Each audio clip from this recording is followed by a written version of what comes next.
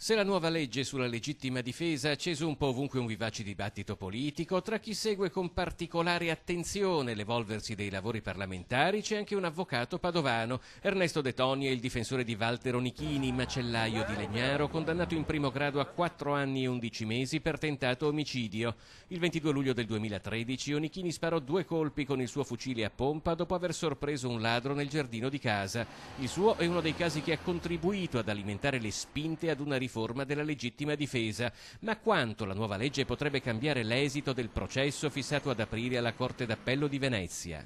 Entra proprio nel merito della difesa del signor Onichini questa legge, perché permette sempre l'uso delle armi di difesa quando c'è una violazione di domicilio.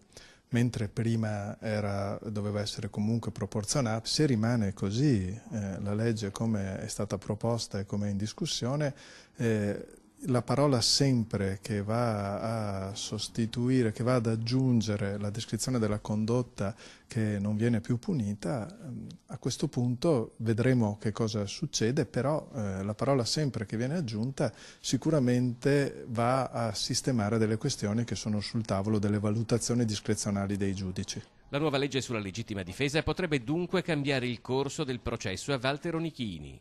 Si è fatto l'opinione che ci siano i tempi tecnici perché la legge possa entrare in vigore con il processo ancora in corso. Non ho smesso di farmi opinioni sul tempi delle leggi da sempre, perché veramente quando c'è la volontà politica sostenuta dal movimento popolare, questa è una legge che mi sembra molto sentita, che dopo sia giusta o sbagliata non sta certo a me dirlo.